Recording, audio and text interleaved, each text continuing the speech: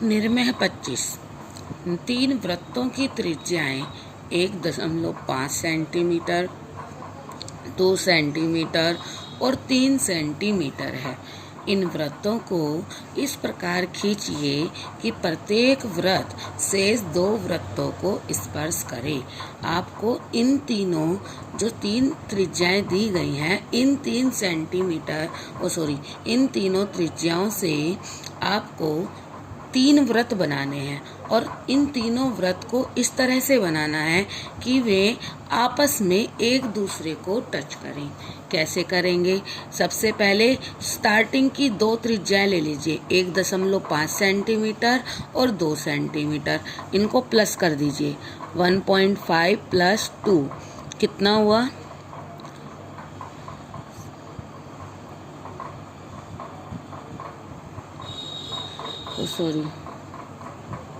5, 2 और 1 3, 3.5 centimetre. 3.5 centimetre की आपको ए बै लाइन बनानी है। ऐसे बै तक 3.5 सेंटीमीटर की ऐसे बै तक की लाइन आपको बनानी है। अब इसमें क्या करना है? ए और बै, उस पर पॉइंट के नाम डाल देने हैं। बिंदु ए को केंद्र मानकर पहली त्रिज्या क्या थी? 1.5 सेंटीमीटर।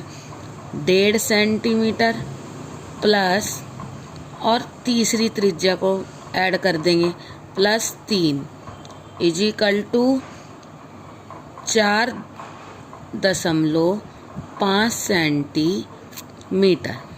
तो 4.5 सेंटीमीटर की त्रिज्या लेकर के बिंदु ए को केंद्र बिंदु मान करके ऊपर की तरफ एक चाप लगा देंगे। अब बिंदु ब को केंद्र मानकर चाप लगाना है। कैसे?